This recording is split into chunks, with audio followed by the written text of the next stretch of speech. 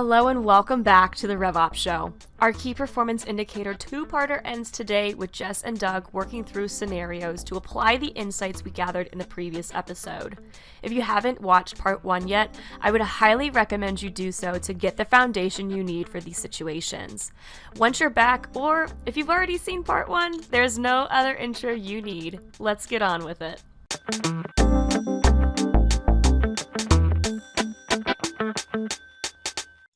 Jess, we ran out of time in our last enthralling episode.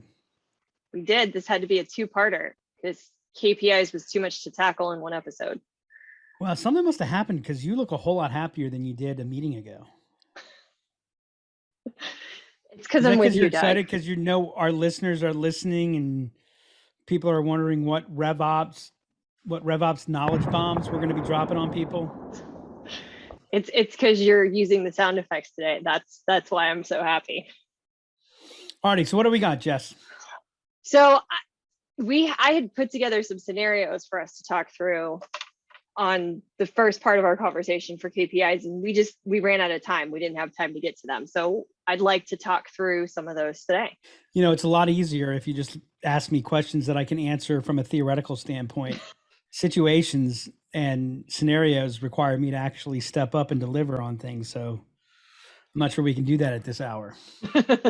Well, let's give it a shot, shall we? I got to add that. Hit me with your best shot. I got to add that. There we go. That's a new one. So first scenario, and it's that, you know, Jess, yes, you're a real tough cookie with a long history. Let's just do quotes. Let's do the whole show in quotes. I can do that.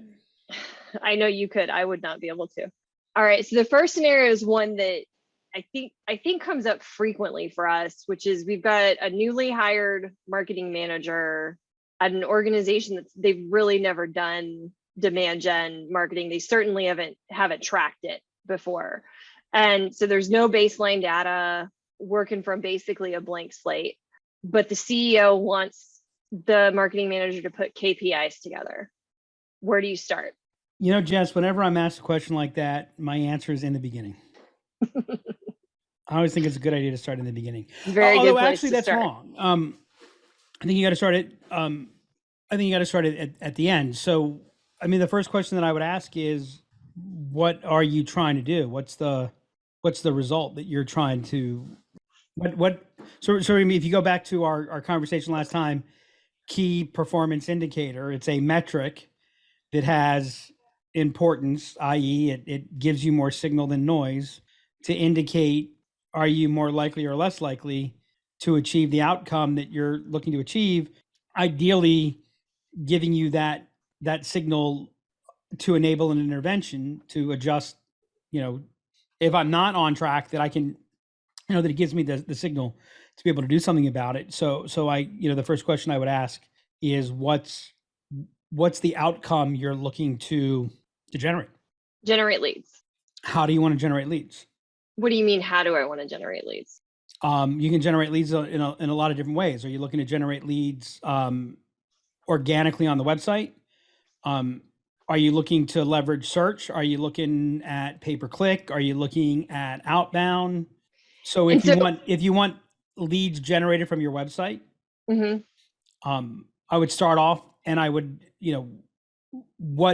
where is it now? Now I know you said they haven't been tracking anything, but if you're using any type of system, it's typically tracking something whether you realize it or not. And even if you have to look at two different systems, which is not, what I would want to do, but where are you now? Are you at zero? Like there's no conversion opportunity at all? I would start off and, how many leads do you want to create? I would look at what traffic, what's your website traffic. I'd also look at your repeat traffic.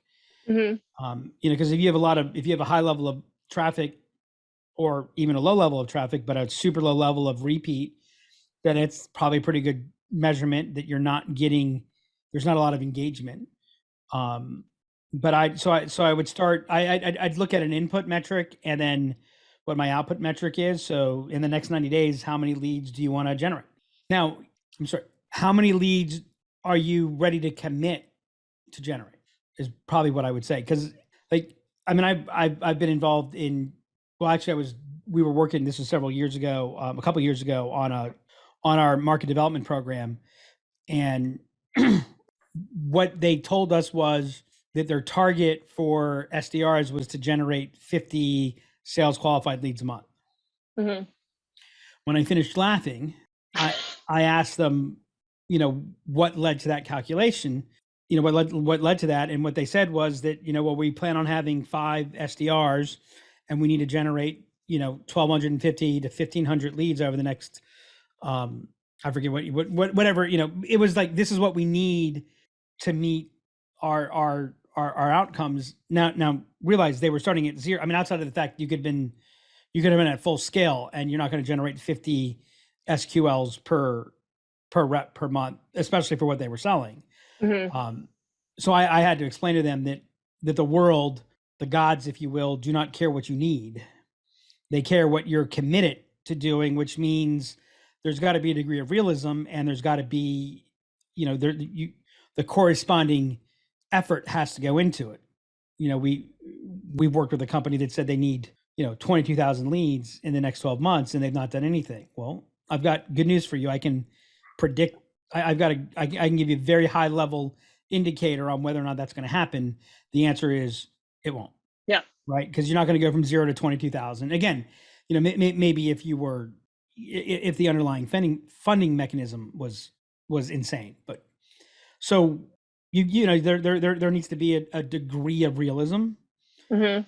And I would say, coming out of the gate from 0, gosh, I've been doing this at the point of execution a whole lot, but it's like my first goal would be to get to a 1% conversion rate. And then I Okay. want to get to a 2% conversion rate, visits to leads. In a general sense. I mean, there are a whole lot of elements that could impact that. But so I might say, so if you've got 500 visitors a month, well, we're gonna be doing X, Y, or Z. So we're gonna, I'm gonna target to get that to 750 to 1,000 over the next 3 to 6 months. I want to get to 1%. So I might establish my target, and I'm going to look at conversion. So in this case, my KPI would probably be visits, Mhm. leads, conversion rate. Cool. That makes sense. So you mentioned you want to look at the data that you have. Would you also take into consideration the industry you're in, kind of what's going on in the world, those type of things? Do you look at those things when you're putting together the KPIs as well? So not just the data that you might have, but also kind of your vertical that you're in, and those demographic information, if you will. Yeah, I'm gonna pay attention to it. I'm gonna, especially if I'm coming from 0, where I've not done anything, I'm gonna pay attention to it. I'm not going to obsess about it. I'm not gonna see the world through that lens, but I'm definitely gonna, I'll definitely look at it, and I want to make sure that I understand it to contribute. Now, I should say, by the way, that this is starting out. Those metrics that we just talked about, and by the way, my lead definition, there needs to be a clear definition of what counts as a lead. So, I mean, there are a lot of systems that track a lead as, especially if you're looking for digital conversion, they track a lead as converted on a form or converted on a page. To me, I guess technically that's true. My beginning measurement is going to be qualified lead.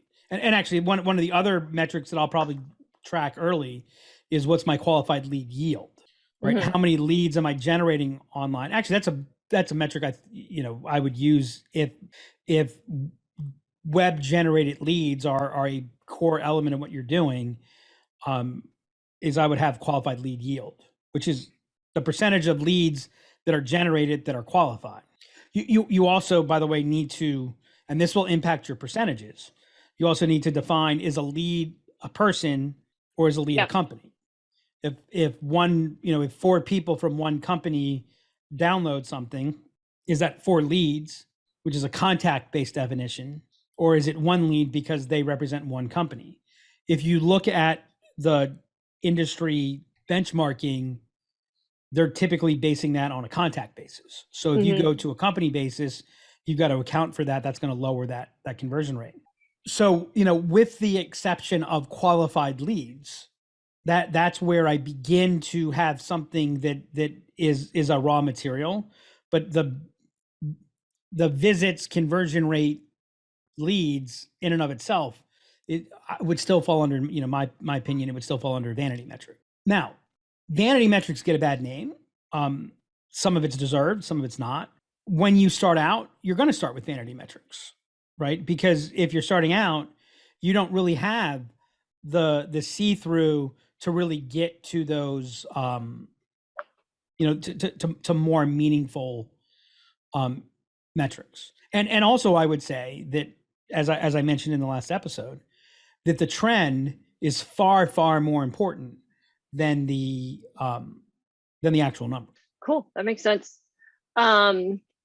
So next one, let's talk about content contribution and content effectiveness. So we consistently put out content, blog regularly, monthly newsletters, publish premium content on a consistent basis, do webinars. Our sales team uses our content and outreach. So the content's being used. We're not really clear whether or not the content is effective and what content is effective. What KPIs can we use to track the effectiveness of all of the content that we're creating? See, you thought you were going to put scenarios together, so I was going to have to do all the work in this one. Yep. You forgot who you're dealing with. So when you say that you don't have sense of whether it's effective or not, why? What do you mean by that? I don't have a place to go to a dashboard, or I don't know where to go to really tell if the blogging we're doing is impacting sales, if it's impacting, closed business, if it's helping drive that. So I don't really know how to measure that. I don't know where to go to measure that. So here's the first question I'm going to ask. Mm-hmm. Why does it matter? Why do you want to know? Because time, resources, money's being spent to create the content, and I need to report the return on investment on what we're creating. You need to report return on investment? I need to report if it's being effective, if it's helping if it's contributing to close business, if it's being effective. Well, your sales team's using it? Mm-hmm. Okay, there's your answer. But there's no direct, I don't have a way to directly say, okay, the blog was able to drive business. This piece of content was able to drive closed business. So where do I go to track that? How do I put KPIs around that? So if we want to talk about what our KPI from a useful, valuable signal perspective, mm-hmm. Remember that a good KPI is going to enable you to generate intervention and will provide some type of and will provide a prescriptive signal. So there's a behavior that you want to influence. There's a what is it that you want to do? And to this point, you haven't given me a behavior that we're influencing. The only behavior you give me, does it contribute? Well, I know that if it didn't contribute, then salespeople wouldn't use it. From the time that salespeople started using it, have sales gone up or down? Now, just because if they've gone down, that doesn't, you've got to look at other factors for that. But this is where, and I think this is what this is where vanity metrics are born, is we're reporting on it for the sake of reporting on it. And I'm not saying you don't have to do that, right? I'd like to think you don't have to do that, but I understand, so if the KPI is I need to report to the board or I need to report to my CEO, and I can't do that, so the behavior that I'm trying to influence is I need to report to my CEO. Yep. Then, someone says to me, I need to report the ROI. My answer is, what would you like the ROI to be? And then we'll put the reporting together to support that. you'll, so are I you didn't saying say you, that that's not generating a useful KPI. But if you're asking me that you need to do it because you need to report to the board, you're right? not asking for a useful KPI. That's correct. So, but you just said, just tell me what you want the ROI to be, and Yeah, I'll then we'll make it figure out the happen. reporting for that. Yeah, it's an Okay. accounting trick. Ask an accountant what 2 + 2 is. The real answer is they'll ask, well, what do you want it to equal? Okay, that's fair. We get this question though frequently. Like it's constantly, I'm spending money on I'm sorry, are you content. asking me this from the standpoint of how do you do it from a client services perspective? Or are you asking me how do we do it from a RevOps mindset to enable us to allocate our resources more effectively, align our vectors, and accelerate? From a RevOps perspective. Let's talk about it from a RevOps perspective. What is it that you need to know? What's the behavior that you want to that you're assessing or you're influencing? So let's go with, I want to know what content gets more engagement. Like, so I want to know what content drives engagement and drives leads to actually have a conversation with the sales rep. How do I track that? I think the question's built on a false premise. How so? Your what blog post is causing someone to talk to a salesperson, right? That's the question. Yeah. That infers that if the blog post wasn't there, they wouldn't talk to a salesperson. It does infer that. I don't think any one blog post, in baseball, there's a metric called wins over replacement. Mm-hmm. And what wins over replacement says is for this person in this position compared to the average person in this position, how many incremental wins were they responsible for, or how many incremental wins did they cost the team? And we're talking like in a 162 game season, we're talking you're MVP caliber if you have 10 wins above replacement, right? I mean, that's like huge. Yeah. Yeah. Which is less than 5% impact, right? And I'm pretty comfortable saying this. I think most years no one has 10 wins above replacement. Maybe one person has 10 wins above replacement. And the point being, there's an old phrase in baseball that says you're going to win 54, you're going to lose 54.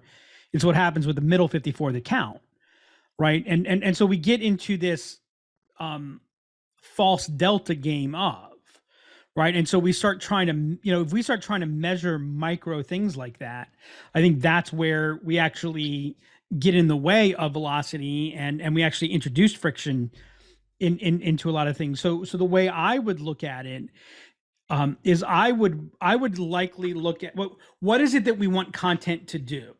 Do we want content to enable more conversations to happen? Okay, I'm going to take a look at I'm going to figure out some way to normalize activity and say before and after.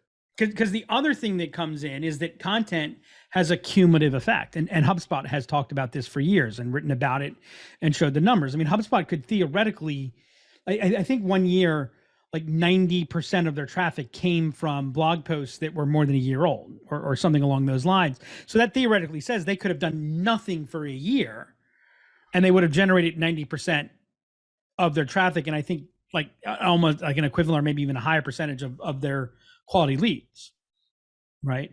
Well, does that mean that you should stop? No, it probably doesn't, right? And if I look at, this blog that converts, you also run into a challenge of some attribution bias because you're an anonymous visitor until you convert, right? So I looked at you from home and now I'm in the office the next day and I come back and I convert on this. Oh, here you go. This is the blog post. But if you hadn't looked at the 7 other blog posts or something else, right? And I'm not suggesting in most situations, like what's the scale of your organization? If you're Amazon, this shit matters and you're gonna measure those things, right? But you're not asking this question if you're at Amazon. No. Right. So, if you're if you're a $250 million company, you've got 112 salespeople, you don't need Amazon metrics. You don't need Amazon KPIs. The needle's not moving. If anybody ever like gets obsessed watching on election night, like the New York Times has a really cool thing. It's called The Needle. And what Yeah. it's looking at is it's looking at probability. And while all the news is flowing around, what's really cool is you watch the needle and what causes it to move, what doesn't cause it to move. Or if you're a sports fan, watch a game while you have ESPN's Gamecast on, and you'll see the probability of winning ebb and flow, right? And that kind of begins to show you elements of what has that impact. So it's like that's where we've allowed metrics to cause us to just overly obsess to measure what doesn't need to be measured. What I'm going to look at is, like I said, I'm going to look at in bands. Did we increase capacity? Were we able to handle more leads per? How many opportunities was the salesperson managing? What was there's a whole bunch of different things that I might be looking at what I want content to do, right? Mm-hmm. But what you inferred in your scenario hit one of the number one elements, which is salespeople are utilizing it. Now, I think a lot of times you've got salespeople are not utilizing the content, and I know that that's a major problem. So one of the in that case, the first KPI that I'm going to probably start using is I'm going to start tracking in some way, shape, or form sales rep utilization, right? And now I'm going to take advantage of what gets measured gets done. So if we start measuring and tracking sales rep utilization, then all of a sudden the communication of this is important begins to happen, and you'll naturally talk about it more. You'll check in on it more. If you're on the marketing side and salespeople aren't utilizing it, you'll complain about it more, or you'll dig deeper to understand why aren't they using it more, right? And you'll communicate to your sales reps to close the loop. Look, if you don't like the content, if you don't feel the content's valuable, then tell us why. Tell us what it needs to be. Hey, sales team, if you're not contributing to content, to the ideas and the creation of the content, and you're not giving us feedback on the existing content, then you don't get to not use the content because you don't think it's good. Yeah. Right. And so now I begin to now, by the way, I'll tell you, if you get salespeople to start utilizing content, you'll start getting feedback, and you'll start seeing where needle gets measured or doesn't get measured. And you'll see that if salespeople start using content and then start using it more, I don't think there's a better indicator that the content's valuable. If you're struggling to get that, then that might be a signal that the content's not super valuable. But content in and of its own, like that, look, I love inbound marketing, but that's one of the inbound myths, right? Hey, I'm going to write this, this piece of content, right? Now, what am I going to look at? I'm going to look at, are my clients, are the people in the journey, are they connecting to our content? They're not connecting to content. Like what percentage of people go through a successful sale never having touched our content? I'm going to want to see that number decrease. Yeah. Right. Yeah. But to get down to the point of which piece of content, like to get into the to microscope it like there, Mm-hmm. If you look at what had the most impact, i.e. the most touches, well, I can promise you that's going to be an early stage content. Mm-hmm. If you want to know what has the most influence, it's probably not going to have a lot of traffic, right? It's not going to have as many touches because, right. And so when you begin to get like there's a qualitative discussion that needs to happen there, and it's never going to be just a metric. And so when you try to boil that down to a KPI, you're actually, that's when you're running full-fledged into Goodhart's law, which is the moment you take a good measurable and you turn it into the objective, it stops being a good metric, right? And so like that, what are we hiring this for? Yeah, and I think the sales team utilization metric, I think that's a good piece, and it's one I don't think people often think of as an indicator of whether content's effective or not. I just figured it out. Actually, we might be able to cancel a meeting. I want sales reps to start utilizing the content. Mm-hmm. Sales rep content NPS score. Oh, I like that. Yeah, I like that a lot. I'm gonna probably mess with the actually I probably don't even have to mess with the question too much. Yeah. But I'll probably start off with an NPS score. So like now that. A sales rep has to give it a score. Mm-hmm. If they scored 9 or 10, then we can look and do some things to see, are they using it? There should be some signal that shows that. Yeah. And if they rated a 9 or 10 but they're not using it, that's one conversation. If they rate it below a 9 or a 10, then we get to ask, okay, well, what did, on a scale of 0 to 10, how likely are you to utilize our content, the content that we've created? If you rated 9 or 10, why? If you rated 8 or below, what has to happen for you to be more likely to use it? Yeah, I like that. There we go. Yeah, we solved it. You solved it. All right, I want to switch gears to sales. What? I want to trickle back to something that's not directly related to KPI, but it is absolutely directed to what I think is a RevOps mindset.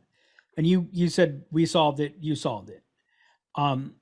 That goes to a large part of that embodies attribution error, right? All the things that we're talking about. Mm-hmm. So even outside of the qualitative point that I want to make here, it's a great example of how this blog post got the credit. Yeah. Right. The aspect, and this is why if you boil it down to just a metric, what's the click rate? You move away from your customer. I did not solve it. We solved it because, right. I mean, first off, you happen to know that this conversation on sales rep utilization and content contribution is something that we've been working on. And in talking it through, it's like, okay, wait a second. One reason why I got stuck and we couldn't make progress on it was because every avenue I went down, it was like, okay, no, that's not right. Right. And so had it not been the give and take, then yeah. when you solved it, infers that you didn't have to be here and I would have solved it. Right. and I share that because these are the conversations that everybody skips because they jump to the first impulse, or that's that whole aspect of pushing to certainty. And after this podcast, we're going to talk about it and we're going to start going, well, wait a second, does this really get?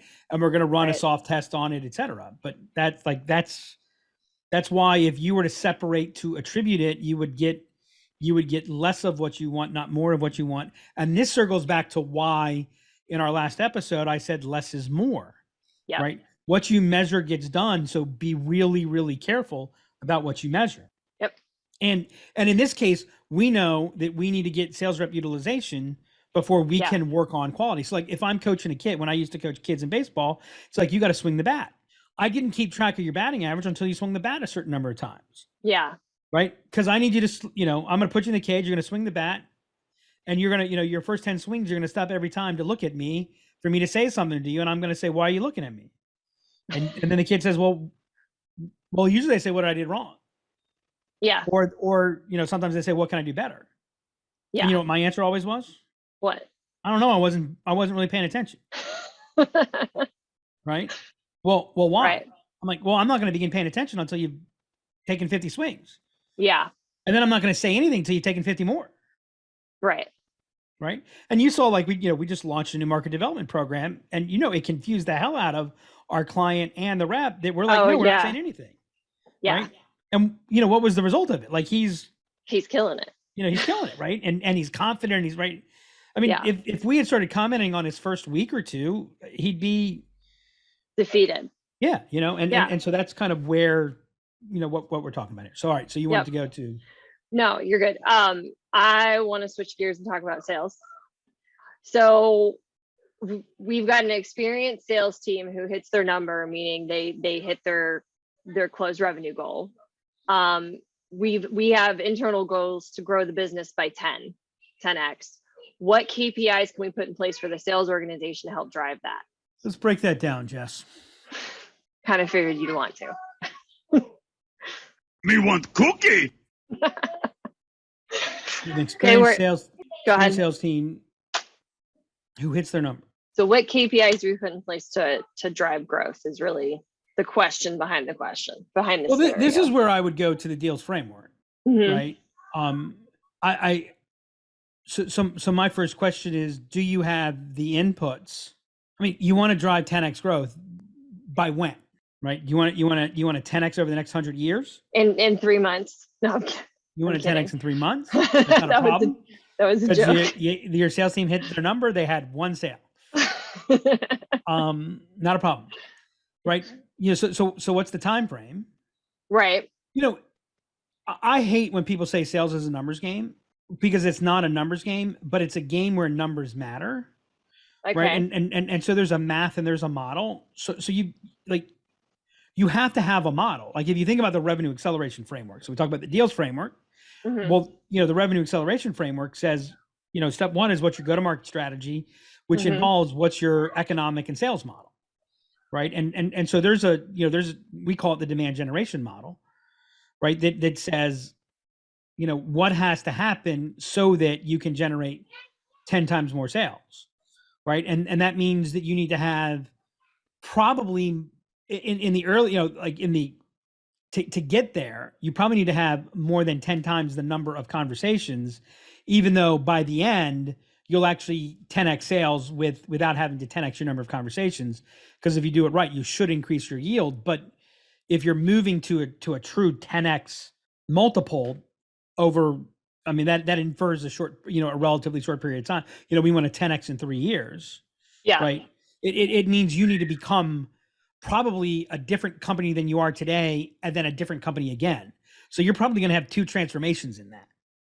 Right. So there's so you're going to re-engage learning curves, and you're going to so you almost go back into the experience of our first scenario, that you've not done this before, you've not tracked it. Yeah. But I can tell you that, like, you said I want to move to sales. And it was funny because our last one was marketing and the metric was more focused to sales. Yep. And this one you said is sales. And I would say, well, the first metric's going to be more a marketing metric. What is the awareness of us? Right. And I'm going to generate awareness as active awareness, which means what I call active awareness is engagement. Right. If no one knows who we are, if no one's touching us, if no one's seeing our stuff, then we're going to come out of the gate cold. 10x is starting from 0. So you've got that. Yeah.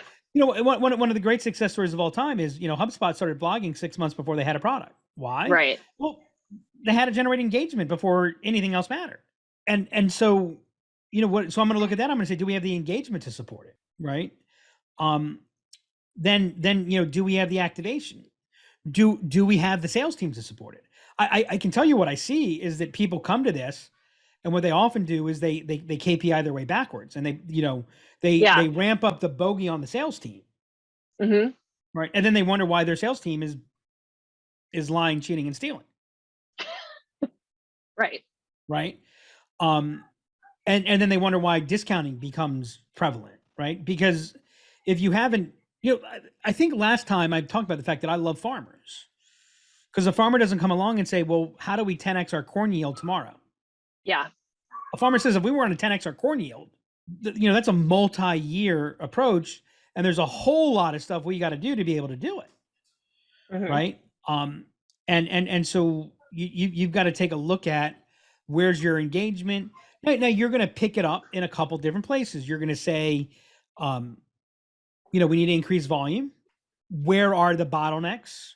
Where are our conversions or our pipe? And this is where the deals framework walks you through kind of that X-ray. Where are the weaknesses in there? The term I use, fit rate, is, how many qualified conversations do I need to have to get to the point where I'm making the recommendation to buy, I'm asking somebody to buy. And then my close rate is how many people do I ask to buy? One of the things that I'm going to have to do to increase 10x is my close rate's going to have to increase, which means my fit rate is probably going to go down, right? Too often what I see is people have relatively high fit rates, right? Because they're just pushing more and more people to close, to propose, because that's what we talk about. We talk about, well, if we're going to close this number of people, how many proposals do we need to make? And that becomes so we just throw more people in a proposal, which means we actually spend more time with the wrong people. If my sales team needs to increase their wins, then I need to become even tighter with how they allocate their time. Yeah. That also means I'm going to take a look and ask, where's my sales team spending time that they shouldn't be spending time? And I'm going to say, marketing, pick this up. Right? How can we take it self-serve? How can we take the lower end of our revenue and turn that into a self-driven buying journey? Yeah. Where can we find things that salespeople have to do where we're not really adding sales value? How do we automate that? Or, that's where that's where we use video a lot. So again, I'm going to look at, if we're talking about 10xing, I'm going to take a look at the 3 to 4 manufacturing lines, because that's how we look at it, that enable us to take the raw material of a potential customer and turn them into a paying customer. I'm also, by the way, gonna, I think that there's an expand side of it. I think if you're looking at if you're looking at 10x grow and you look at your sales team, there's a tendency to think only through the lens of new business. One of the things that happened at HubSpot that vaulted their growth rate was when they got to negative revenue churn with their customers. Yeah. Which meant they were generating more revenue from their existing customer base, even though accounts were churning. Like, it wasn't like they weren't losing any accounts, but minus the revenue loss from the accounts that didn't stay, the existing customers were spending more and more and more. Actually, Dharmesh has a great short video on this where he talks about, like, the way to manage your profitability.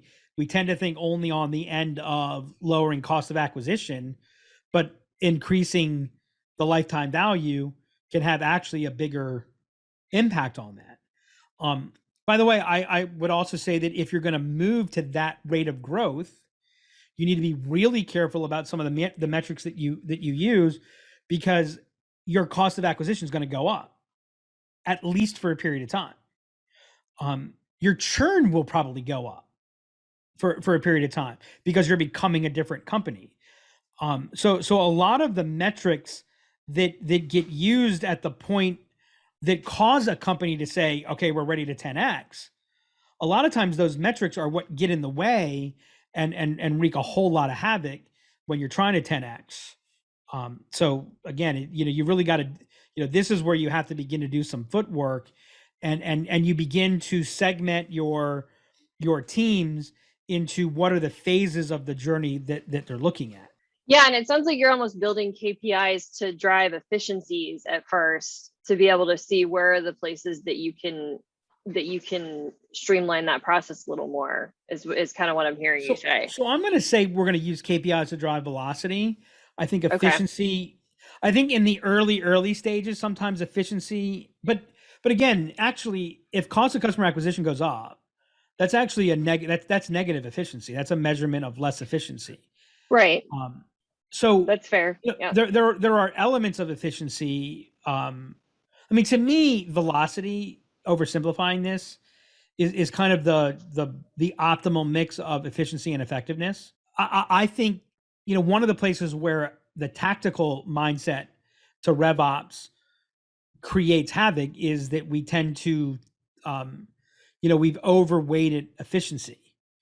And I think efficiency has a major point of diminishing returns, and it's really easy for your KPI to become, like, it's much easier to measure efficiency, and I think that's, that can be, early on, it tends to yield positive results, but it hits a diminishing return pretty fast. Yep. All right, let's see if we can squeeze the last scenario in. So we've recently had a drop in customer retention. And so what KPIs can we put in place to help understand what's causing the retention issue? Because we're not sure the reason for the drop. So I think to answer this question, you've got to start off with, what's your hypothesis? Like, why do you think? Mm-hmm. Then do some, kind of test the hypothesis looking backwards, which, what I find is that typically the first couple of hypotheses, it doesn't, the data doesn't support the hypothesis. And a lot of times you don't even have something that enables you to have a clear hypothesis. So then in essence, your KPI, mm-hmm. for lack of a better word, almost becomes the KPI to be able to establish a hypothesis. But if you don't have a hypothesis, again, it goes back to, well, what is it that we're looking to change? Right. I think one of the things that happens is kind of what I mentioned earlier, there's a jump to go, oh, this is what we need to do and it gives you that feeling of certainty, but it's wrong. Yeah. Right. And by the way, when I say retention, what's the context of what's the context of the rest of the story? Is it number retention? Is it revenue retention? What type of numbers are we dealing with? So like our business, which is relatively small numbers, right? That means something very different than if you're, a SaaS company. So again, it's there's an overall context, and it's a, you're going to generate the KPI in alignment to the hypothesis. I think, a major mistake that happens to KPI is actually kind of what you just did. You will ask around, hey, what's a good KPI for this? Or you search it online, and you go, oh, that looks like a good KPI. And you skip the hard work, right? And by the way, here's the other thing that I'm going to say about KPI. And for KPI to be prescriptive and to enable an intervention, and that is, it's the conversation. So kind of what we went through today, which is only, a slice of the conversations that we actually have when we're doing this. Right. It's the conversation around the KPI that actually makes the KPI valuable. Because if you don't have the conversation, the headache-inducing, mind-altering, frustrating conversation, then it's just a number, and it doesn't have any real meaning. And that's, and you get to achieve bean counter status, right? The number doesn't mean anything because you don't really understand why that was the number to begin with.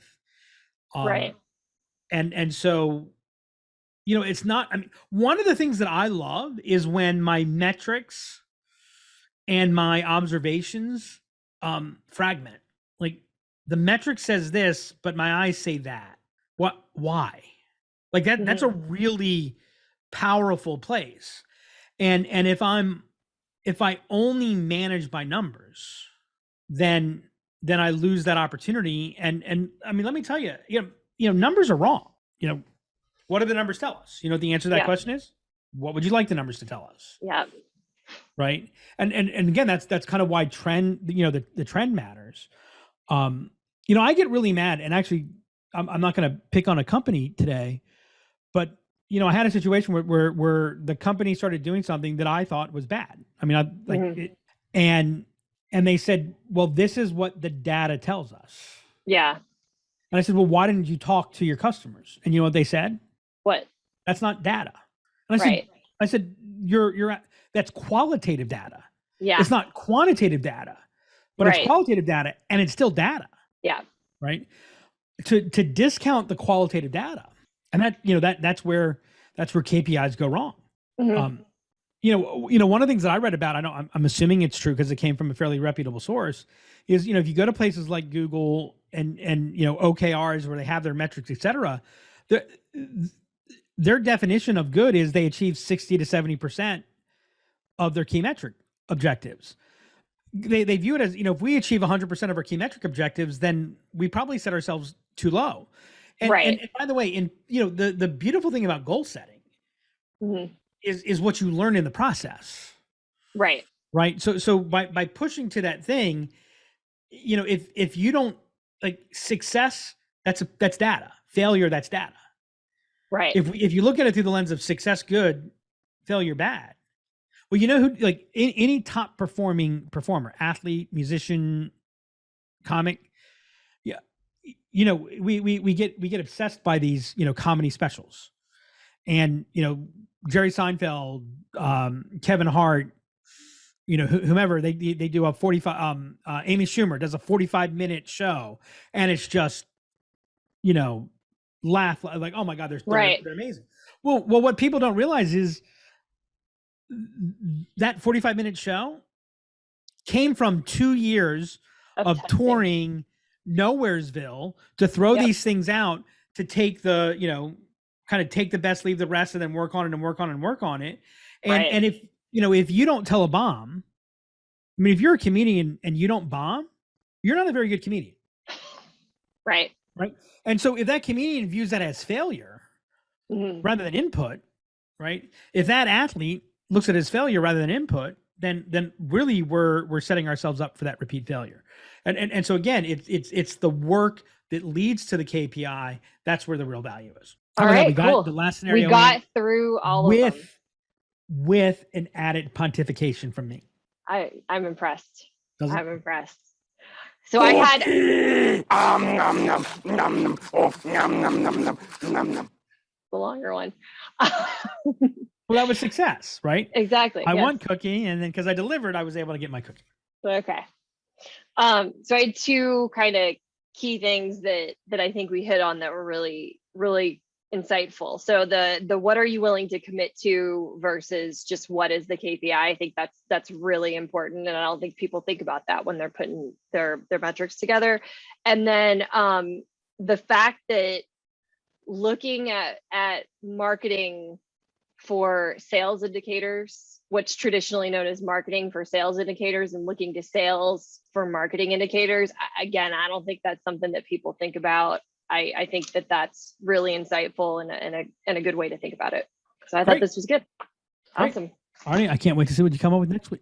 And that's a wrap on this episode of the RevOps Show. If you enjoyed this episode, please make sure to go subscribe on Spotify and Apple Podcasts, and leave us a review and share the episode.